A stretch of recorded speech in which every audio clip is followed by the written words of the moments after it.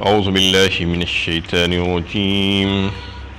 بسم الله الرحمن الرحيم ذلك من أنباء الغيب نوحيه إليك وما كنت لديهم إذ يلقون أقلامهم أيهم يكفل مريم وما كنت لديهم إذ يقتسمون. یہ غیب کی خبریں ہیں جن کی وہی ہم تم پر کر رہے ہیں، ورنہ تم ان کے پاس اس وقت موجود نہیں تھے جب کہ وہ یہ بات طے کرنے کے لیے مریم کا کفیل کون ہو اپنے اپنے قلم پھینک کر قرآن اندازی کر رہے تھے، اور نہ تم اس وقت ان کے پاس موجود تھے جب وہ باہم جھگڑ رہے تھے.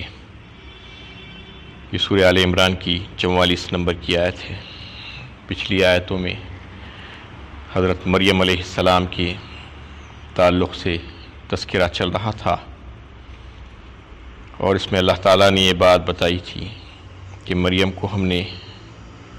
منتخب کیا، پسند کیا، تمام جہاں کی عورتوں کے اوپر ان کو فوقیت دی. اور اس آیت میں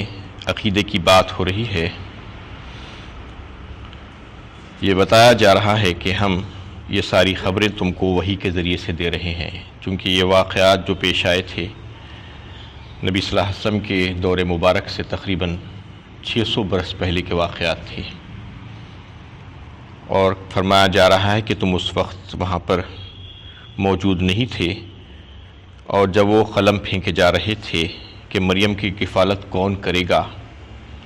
اور وہ جب جھگڑ رہے تھے تو اس وقت بھی تم وہاں پر موجود نہیں تھے. تو مطلب یہ تھا کہ جو مریم علیہ السلام کی کفالت کے سلسلے میں بہت سے لوگ خواہش مند تھے، تو اس سلسلے میں یہ طے کیا گیا کہ کون ان کی کفالت کرے تو اس کے لیے قرآن اندازی کی جائے. یہی طریقہ اختیار کیا جاتا ہے اگر مساوی حقوق ہو بہت سے لوگوں کی، اور اس کے لیے طے کرنا مشکل ہو کہ کس کو وہ حق دیا جائے، تو اس سلسلے میں بھی یہی کیا گیا کہ ڈرا نکالا گیا، اور اس کا طریقہ یہ اختیار کیا گیا کہ جو بھی خواہش مند امیدوار ہیں ان کی کفالت کے، وہ اپنے قلم دریا میں پھینکے. دریا میں جب قلم پھینکیں گے تو جو اس کے بہاؤ کے خلاف جائے گا، اسٹیم کے خلاف جو قلم جائے گا اس کو کفالت دی جائے گی. عام طور پر کوئی چیز پھینکی جاتی ہے تو جو اسٹریم ہوتا ہے، بہاؤ اسی کے تحت جاتا ہے کوئی چیز، لیکن جو اس کے خلاف جائے گی اس کو کفالت دی جائے گی. یہ بات طے کی گئی تھی، اور حضرت زکریا علیہ السلام کا قلم بہاؤ کے خلاف گیا، ان کو منتخب کر لیا گیا کفالت کے لیے، اور حضرت مریم کو ان کے حوالے کر دیا گیا. یہ واقعہ جب پیش آیا تھا تو اللہ تعالیٰ بتا رہے ہیں کہ تم اس وقت وہاں پر موجود نہیں تھے. اللہ کے نبی صلی اللہ علیہ وسلم کے تعلق سے ان کی محبت اور ان کی شان میں اور ان کی عقیدت میں لوگ بہت زیادہ غلو کر جاتے ہیں، اور وہ صفات جو صرف اور صرف اللہ رب العالمین کی ہے ان کے لیے تلاش کرنے لگتے ہیں. جیسا کہ 2 صفات کا یہاں پر تذکرہ آیا کہ علم الغیب کا، غیب کا علم نہیں تھا تم کو بلکہ ہم نے تمہیں بتایا، اور حاضر و ناظر ہو جانا ہر جگہ. یہ 2 صفات ایسی ہیں جو اللہ تعالیٰ کی خصوصی صفات ہیں، جو کسی اور بندے میں نہیں مل سکتی، کسی اللہ تعالیٰ کی مخلوق میں یہ صفات نہیں ہو سکتی سوائے اللہ رب العالمین کی. تو اس میں واضح کیا گیا یہ اس وجہ سے کہ اگر کسی کے پاس علم ہوتا پہلے سے تو پھر اس کو ہم نے علم دیا، ہم نے وحی کے ذریعے سے تمہیں بتایا، یہ نہیں کہا جاتا. جب علم موجود ہے تو پھر سے بتانے کی کیا ضرورت پڑتی ہے، پھر سے اسی کو بتایا جاتا ہے جس کے پاس علم نہیں ہوتا ہے. یہ ایک بات واضح ہوئی کہ علم الغیب جو ہے اللہ کے نبی صلی اللہ علیہ وسلم کے پاس نہیں تھا. اور جو حاضر ہوتا ہے، موجود ہوتا ہے، ناظر ہوتا ہے جو موقع پر،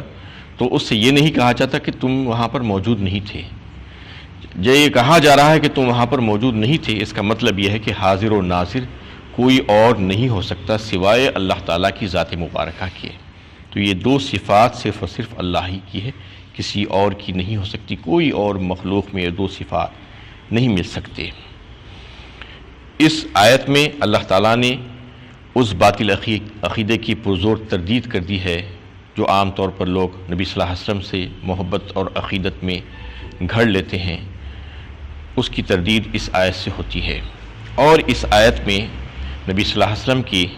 نبوت کی تصدیق اور سچائی کو بھی پیش کیا گیا ہے، یہ اس طریقے سے کہ یہودی اور عیسائی دونوں آپ صلی اللہ علیہ وسلم کی نبوت کو تسلیم کرنے کے لیے تیار نہیں تھے، اس میں شک و شبہ کرتے تھے۔ اس وجہ سے یہ آیت میں یہ بات واضح کر دی گئی کہ ہم بذریعہ وحی اپنے نبی کو سب کچھ بتاتے ہیں، یہ ان کی خاص شان ہے، کیونکہ ہر ایک کو اللہ تعالیٰ وحی نہیں کرتے، اپنے نبیوں کے اوپر وحی کرتے ہیں اللہ تعالیٰ۔ تو یہ بتانا چاہ رہے ہیں کہ ہم نے ان کو یہ واقعات بتائے ہیں، لہٰذا یہ ہمارے سچے نبی ہیں۔ اس میں جو بات بتائی گئی ہے تو غیب کی خبریں کہی جاتی ہے، اس کو انباء الغیب جسے کہا جاتا ہے، غیب کی خبریں۔ علم الغیب ایک الگ چیز ہوتی ہے، انباء الغیب ایک الگ چیز ہوتی ہے۔ علام الغیوب ذات صرف اور صرف اللہ تعالیٰ کی ہے، اور انباء الغیب جو غیب کی خبریں ہیں اللہ تعالیٰ وہ اپنے جو ہے بہت سے بندوں کو دیتے ہیں، اس میں انبیاء کرام سر فہرست ہوتے ہیں، انہیں تشریع علم دیا جاتا ہے۔ انباء الغیب میں سے جتنی ضرورت پڑتی ہے اللہ تعالیٰ اتنا علم ان کو عطا فرماتے ہیں، اور ایسے ہزاروں لاکھوں کروڑوں علوم اللہ تعالیٰ کے پاس ہے جو اپنے دیگر بندوں کو بھی اللہ تعالیٰ عطا فرماتے ہیں۔ تو انبیاء کرام کو سب سے زیادہ علم عطا ہوتا ہے، اور اس میں سے بھی سید الانبیاء کو اولین اور آخرین میں سے سب سے زیادہ علم جو ہے عطا کیا گیا تھا۔ اصل جو علم اللہ تعالیٰ کا ہوتا ہے وہ خالص اللہ تعالیٰ ہی کا ہوتا ہے، اور جو مخلوق کے پاس جو علم ہوتا ہے وہ عطائی ہوتا ہے، اور اللہ تعالیٰ کے پاس جو علم ہوتا ہے وہ کامل ہوتا ہے، جو مخلوق کے پاس ہوتا ہے وہ ناقص ہوتا ہے، اور اللہ تعالیٰ کا جو علم ہوتا ہے وہ کلی ہوتا ہے، مکمل ہوتا ہے، اور جو بندوں کے پاس ہوتا ہے وہ جزوی ہوتا ہے، تھوڑا تھوڑا جتنی ضرورت پڑتی ہے اتنا اللہ تعالیٰ عطا فرماتے ہیں۔ اور اللہ تعالیٰ کا علم ذاتی علم ہوتا ہے، ان کو کوئی علم جو ہے عطا نہیں کیا ہے، بلکہ ان کا اپنا ذاتی علم ہوتا ہے وہ، اور دوسرے تمام مخلوقات چاہے وہ انبیاء کرام ہی کیوں نہ ہو ان کو عطائی علم ہوتا ہے۔ اللہ تعالیٰ جتنا عطا فرماتے ہیں اتنا ہی ان کو حاصل ہوتا ہے، اور اللہ کے پاس کامل یعنی محیط علم ہوتا ہے، ذرے ذرے کا علم، اور دیگر مخلوقات کے پاس ویسا نہیں ہوتا ہے بلکہ ناقص علم ہوتا ہے، جتنا اللہ تعالیٰ دے دیتے ہیں بس اتنا ہی حاصل ہوتا ہے۔ تو یہ عقیدہ جو ہے اسلامی عقیدہ ہے، اس میں اس کی اصلاح کر لینی چاہیے۔ لوگ یہ سمجھتے ہیں عام طور پر غلو میں پڑھ کر اللہ کے نبی صلی اللہ علیہ وسلم کے ساتھ، اور یہ سمجھتے ہیں کہ یہ علم الغیب آپ کے پاس تھا، آپ کو انباء الغیب کے ذریعے سے مطلع کیا جاتا تھا۔ علم الغیب اور علام الغیوب اللہ تعالیٰ ہی کی ذات ہے، کوئی اور نہیں ہے، اور ہر جگہ حاضر و ناظر ہونا صرف اور صرف اللہ تعالیٰ کی شان ہے، کوئی اور بندہ اور مخلوق کے لیے یہ صفت جو ہے ڈھونڈنا اچھی بات نہیں ہے۔ اس میں اس بات کو اللہ تعالیٰ نے واضح فرما دیا۔ اذ قالت الملائکۃ یا مریم ان اللہ یبشرک بکلمات منہ اسمہ المسیح عیسی ابن مریم وجیہا فی الدنیا والآخرۃ ومن المقربین۔ اور جب فرشتوں نے کہا اے مریم اللہ تمہیں اپنی طرف سے ایک کلمے کی خوشخبری دیتا ہے جس کا نام مسیح ابن مریم ہوگا، وہ دنیا اور آخرت دونوں میں ذی وجاہت ہوگا اور اللہ کے مقربین میں سے ہوگا۔ یہاں سے عیسیٰ علیہ السلام کی پیدائش کے بارے میں بات شروع ہو رہی ہے کہ حضرت مریم کو اللہ تعالیٰ نے فرشتوں کے ذریعے سے یہ خوشخبری سنائی کہ ایک کلمے کی خوشخبری اللہ تعالیٰ تمہیں دیتا ہے جو من جانب اللہ ہوگا، یعنی ایک بچہ پیدا ہوگا جو دنیا کے انسانوں کے جو اصول ہیں اس کے برعکس ہوگا، یعنی بغیر باپ کے بچہ پیدا ہوگا۔ یہ اطلاع اللہ تعالیٰ نے فرشتوں کے ذریعے سے حضرت مریم کو دی، یہ خوشخبری سنائی، اور وہ اللہ تعالیٰ کی قدرت خاص سے ہوگا، اور وہ اعجازی شان کے ساتھ ہوگا، اور وہ کلمہ کن سے ہوگا اللہ تعالیٰ کی، اس لیے اسے کلمۃ اللہ کہا جائے گا۔ یہ اطلاع اللہ تعالیٰ نے دی، اور پھر ان کے نام کے تعلق سے اللہ تعالیٰ نے فرمایا کہ ان کا نام اور لقب ہوگا مسیح عیسیٰ ابن مریم۔ اللہ تعالیٰ نے تجویز فرما دیا کہ ان کا نام مسیح ہوگا، عیسیٰ ہوگا، اور ماں کا نام ساتھ میں لگا دیا، باپ کا نام نہیں لگایا، اس لیے کہ باپ ان کے کوئی نہیں تھے۔ عام طور پر دنیا کا اصول یہ ہے کہ بچے کے نام کے ساتھ باپ کا نام لگایا جاتا ہے، لیکن یہ خاص جو ہے وصف صرف اور صرف حضرت مسیح کا تھا جس کے نام کے ساتھ ان کی ماں کا نام لگایا گیا، اس وجہ سے کہ ان کا باپ کوئی نہیں تھا۔ یہ اللہ تعالیٰ کی کلمہ کن سے اعجازی شان کے ساتھ پیدا ہوئے تھے، تو اللہ تعالیٰ نے ان کا نام تجویز فرمایا مسیح عیسیٰ ابن مریم، وجیہن فی الدنیا والآخرہ فرمایا اس کے بعد، یعنی حالانکہ وہ بغیر باپ کے پیدا ہوئے ہوں گے لیکن ان کی عزت ہوگی دنیا میں اور ان کے وقار بلند ہوگا، وہ باعزت ہوں گے، باوقار ہوں گے اور اللہ تعالیٰ کے مقرب ترین بندوں میں سے ہوں گے، وہ صاحب معجزہ ہوں گے۔ اگلی آیتوں میں بھی یہ بات آ رہی ہے، ان کو اللہ تعالیٰ معجزہ عطا فرمائیں گے اور پھر اللہ تعالیٰ ان کو نبوت عطا فرمائیں گے، وہ نبوت اور شفاعت ان کے وصف ہوں گے، یہ ساری صفتیں ان میں موجود ہوگی۔ اللہ تعالیٰ پہلے ہی پیدائش سے پہلے یہ خوشخبری دیتے ہوئے حضرت مریم کو یہ ساری باتیں فرشتوں کے ذریعے سے کہلوا دی۔ وَيُكَلِّمُ النَّاسَ فِي الْمَهْدِ وَكَهْلًا وَمِنَ الصَّالِحِينَ، وہ لوگوں سے گہوارے میں بھی بات کرے گا اور بڑی عمر میں بھی اور صالحین میں سے ہوگا۔ اور دو صفتیں حضرت عیسیٰ علیہ السلام کی اللہ تعالیٰ نے یہاں پر جو ہے ذکر فرمائی، وہ یہ کہ مہد کہا۔ مہد کا مطلب یہ ہے کہ